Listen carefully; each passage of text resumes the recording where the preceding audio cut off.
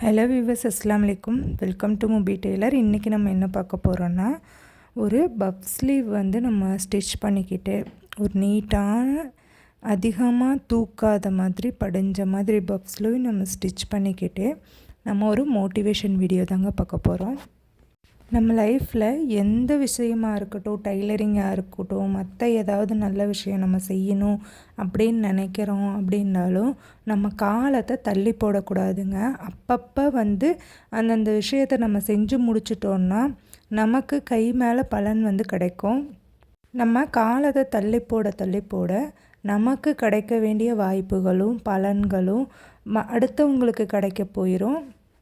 இப்போ டெய்லரிங்கே எடுத்துக்கிட்டாலும் நிறைய டெய்லர்ஸ் வந்துட்டாங்க, நிறைய டெய்லர்ஸ் இருக்காங்க. நம்மளுடைய திறமைகளுக்கும் நம்மளுடைய உழைப்புக்கும் தான் நமக்கு வந்து ஆட்கள் வருவாங்க. நம்ம வேணான்னு சொன்னோன்னா அவங்க பாட்டுக்கு வேறு பக்கம் கொண்டு போய் கொடுக்கறதுக்கு ரெடியாக இருப்பாங்க. நம்மக்கிட்ட துணி வரும் பொழுதே, துணிகள் கொண்டு வந்து கொடுக்கும் பொழுதே, நம்மக்கிட்ட வாய்ப்பு கிடைக்கும் பொழுதே அதை யூஸ் பண்ணிக்கோங்க. அதை வேணான்னு தட்டி கழிக்காதீங்க. அதே மாதிரி நம்ம உழைக்கிறதுல வந்து சோர்வே அடையக்கூடாது. எப்போவுமே நம்ம வந்து உழைக்கிறதுக்கு ரெடியாக இருக்கணும். எந்த டைமாக இருந்தாலும் சரி, டைலரிங்கை பொறுத்த வரைக்கும் ஓய்வு உழைச்சல்னே கிடையாது. நம்ம வந்து எந்த நேரமுமே அவங்க வந்து ப்ளவுஸ் கொண்டு வந்து கொடுத்தாலும் சரி, ஏதாவது கொண்டு வந்து கொடுத்தாலும் சரி, ஸ்டிச் பண்ணுறதுக்கு நம்ம ரெடியாக இருக்கணும். உங்களுக்கு இப்போ ஒரு உதாரணத்துக்கு ஒரு குட்டி ஸ்டோரி ஒன்று சொல்லிக்கிறேன். இது உண்மையாக நடந்தது தான். ரீசண்டாக ஒரு காலேஜில் ஒரு ஃபங்க்ஷன் வைக்கிறாங்க. அந்த ஃபங்க்ஷனுக்கு வந்து ஒரு செலிப்ரிட்டியும், ஆனால் என்னன்னு எனக்கு தெரியல, நான் அது ஃபுல்லாகவும் நான் அந்த வீடியோ தான் பார்த்தேன், அது ஃபுல்லாகவும் பார்க்கல, யாருன்னு தெரியல. அவங்கள கூப்பிட்ருக்காங்க, அவங்கள வந்து ஸ்பீச் கொடுக்க சொல்கிறாங்க. அவங்க வந்து என்ன செய்கிறாங்கன்னா, நிறைய ஸ்டூடெண்ட்ஸ், காலேஜ் ஃபுல் ஸ்டூடெண்ட்ஸும் அந்த ஆடிட்டோரியத்தில் இருக்காங்க. அவங்க வந்து அந்த ஃபுல் ஸ்டூடெண்ட்ஸை பார்த்து யாராவது ஒருத்தர் வாங்க அப்படின்னு சொல்கிறாங்க. யாராவது ஒருத்தர் ஸ்டேஜுக்கு வாங்க அப்படின்னு சொல்கிறாங்க. எல்லாருமே லேடிஸ் தான். அந்த ஒரு 2 நிமிஷத்துக்கு யாருமே வரல. அந்த 2 நிமிஷத்துக்குள்ளே ஒரு பொண்ணு மடமடன் ஸ்டேஜுக்கு போயிடுச்சு. அந்த பொண்ணு ஸ்டேஜுக்கு போன உடனே அவங்க உடனே வந்து 500 ரூபா எடுத்து அந்த பொண்ணுக்கு கொடுத்தாங்க.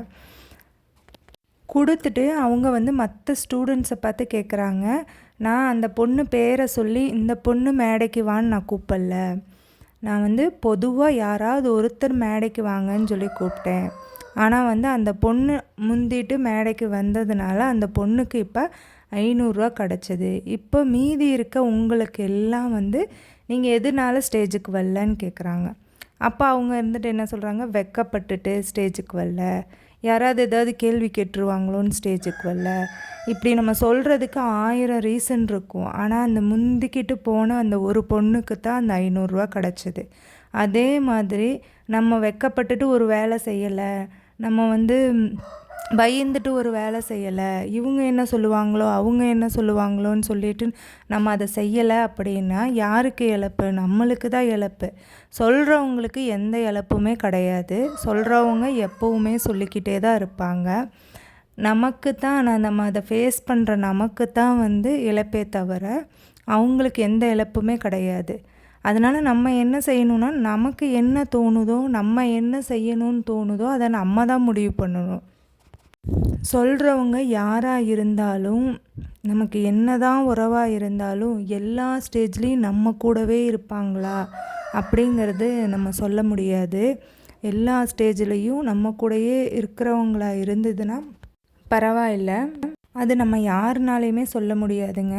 அப்பா அம்மாவாக இருந்தாலும் சரி, குழந்தைங்களாக இருந்தாலும் சரி, ஹஸ்பண்டாக இருந்தாலும் சரி, எல்லாருமே நம்ம கூட எல்லா டைம்லேயும் இருப்பாங்களா அப்படிங்கிறத நான் யாருனாலையும் சொல்ல முடியாது.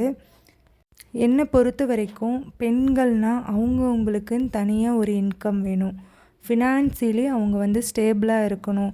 எல்லா டைம்லேயும் அவங்களுக்கு சமாளிக்கக்கூடிய திறமை இருக்கணும். அப்படின்னா அவங்களுக்குன்னு ஒரு வருமானம் கண்டிப்பாக இருக்கணும். ஒரு 100 ரூபாயாக இருந்தாலும் சரிங்க, ஒரு 100 ரூபா நம்ம ஒரு நாளைக்கு சம்பாதிக்கிறோம் அப்படின்னா அந்த 100 ரூபாயில் நமக்கு வேணுங்கிறத வாங்கலாம். நம்ம சேர்த்து வைக்கணும்னு தோணுச்சுன்னா நம்ம அதை சேர்த்து வைக்கலாம். ஒரு நாளைக்கு நம்ம சொந்த தேவைக்கு ஒரு 100 ருபீஸ் செலவாகுது, இல்லை ஒரு 50 ருபீஸே செலவாகுதுன்னு வைங்க. அந்த 50 ருபீஸோ இல்லை 100 ருபீஸோ நம்ம யார்கிட்டையும் போய் கேட்க வேண்டியதில்லை. நம்ம கையில் இருக்கிற காசை நம்மளே எடுத்து செலவு பண்ணலாம். ஏன் நம்ம ஒரு தொழில் தெரிஞ்சுக்கணும், ஏன் ஒரு வேலை செய்யணும், எதுக்காக நம்ம சம்பாதிக்கணும், ஆரம்பத்துலேருந்தே நம்ம ஏன் இண்டிபெண்ட் இருக்க கற்றுக்கணும் அப்படிங்கிறதுக்கு நான் ஒரு உதாரணம் சொல்கிறேன். ஒரு ஊரில் ஒரு அம்மா இருந்தாங்க. அந்த அம்மா அவங்க கட்டி கொடுத்த வீடும் வசதியான வீடு தான். பிறந்த வீடும் வசதியான வீடு தான். அவங்க குழந்தைக்கு ஒரு 13 வயசு ஆகையில் அப்போ நான் சொல்கிறது இப்போ இல்லை, அந்த காலத்தில் சொல்கிறேன். 5th வரைக்கும் படிக்க வச்சாங்க.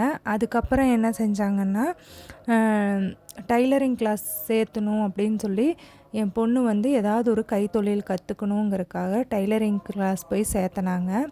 அந்த பொண்ணுமே நல்லா டைலரிங் கற்றுட்டு அந்த கிளாஸ்லேயே பெஸ்ட்டு ஸ்டூடெண்ட்டுன்னு பேர் வாங்குகிற அளவுக்கு டைலரிங் கற்றுக்கிட்டாங்க. அதுக்கப்புறம் என்னாச்சுன்னா, அவங்க ட்ரெஸ் தைச்சிட்டு அப்படி 1-2 ட்ரெஸ்ஸு அம்மாவுக்கு தைச்சிட்டு அந்த மாதிரி போயிட்டுருந்துச்சு. அதுக்கப்புறம் என்னாச்சுன்னா, அவங்களுக்கு கல்யாணம் ஆச்சு. கல்யாணம் ஆனதுக்கப்புறம்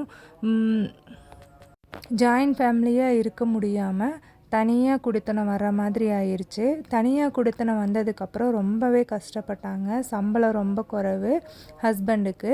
ரொம்பவே கஷ்டப்பட்டாங்க. சின்ன சின்ன குழந்தைய வச்சுக்கிட்டு அவங்களால ஃபேமிலி ரன் பண்ணுறதே ரொம்ப கஷ்டமாக இருந்துச்சு. அப்போ அவங்களுக்கு ரொம்ப ரொம்ப யூஸ்ஃபுல்லாக இருந்தது இந்த டைலரிங் தான். அவங்க சின்னதாக இருக்கையில் அவங்க ஃபேமிலி அப்பர் மிடில் கிளாஸ் தான். அதனால் அந்த சூழ்நிலையில் அவங்க கற்றுக்க வேணான்னு நினச்சி கற்றுக்காமல் விட்டுருந்தா, அவங்க அம்மா கற்றுக் கொடுக்காமல் விட்டுருந்தா அவங்களோட நிலமை என்னவாக இருந்திருக்கும்? ஃபேமிலியை 2 பேர் சேர்ந்து ரன் பண்ணுறதுக்கு இந்த டைலரிங் ரொம்ப யூஸ்ஃபுல்லாக இருந்துச்சு. டைலரிங் தெரியாமல் இருந்திருந்தால் அவங்க என்ன செஞ்சுருப்பாங்க? சாப்பாட்டுக்கே ரொம்ப கஷ்டப்படுற சூழ்நிலை வந்திருக்கும். எந்த சூழ்நிலையாக இருந்தாலும் நம்ம கற்றுக்கிட்ட தொழிலும் நம்ம செய்கிற வேலையும் தான் நம்ம கூட எப்போவுமே நிற்கும். அது கூட இருந்துச்சுனாலே நமக்குன்னு ஒரு தெம்பு கிடைக்கும். எல்லா சூழ்நிலையிலையும் என்னோடய எனர்ஜி பூஸ்ட் என்னோடய டைலரிங் மிஷினும் என்னோடய டைலரிங்கும் தாங்க. அதனால் நீங்கள் டைலரிங் தெரிஞ்சவங்களாக இருந்தால் டைலரிங்கை விடாதீங்க. உங்களால் முடிஞ்ச அளவுக்கு நீங்கள் அதிகமாக தைச்சு மணி ஏர்ன் பண்ணணுன்னு நினைங்க. எந்த வேலையாக இருந்தாலும் உங்களுக்கு பிடிச்சி செய்யுங்க. உங்களுக்கு பிடிச்ச வேலையை நீங்கள் செய்யுங்க. நமக்கு பிடிச்ச வேலை செய்ய நமக்கு எந்த கஷ்டமுமே தெரியாது. ரொம்ப ஜாலியாக தான் இருக்கும். அதே மாதிரி நம்ம ஒரு வேலையை நம்ம அதை செஞ்சுக்கிட்டே இருந்தோம்னா நமக்கு பிடிக்காத வேலையாக இருந்தாலும் அது நமக்கு பிடிக்க ஆரம்பிச்சிடும். எதையாக இருந்தாலும் மனசு சந்தோஷத்தோடு லைக் பண்ணி செய்யுங்க.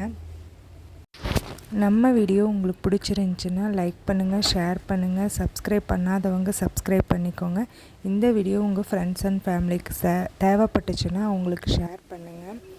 அப்படியே ஒரே ஒரு லைக்கை மட்டும் தட்டி விட்டுட்டு போயிருங்க. நீங்கள் ஒரு லைக் போட்டிங்கன்னா நம்ம வீடியோ அடுத்தடுத்து ஸ்டேஜுக்கு போகிறதுக்கு யூஸ்ஃபுல்லாக இருக்கும். தேங்க்ஸ் ஃபார் வாட்சிங்.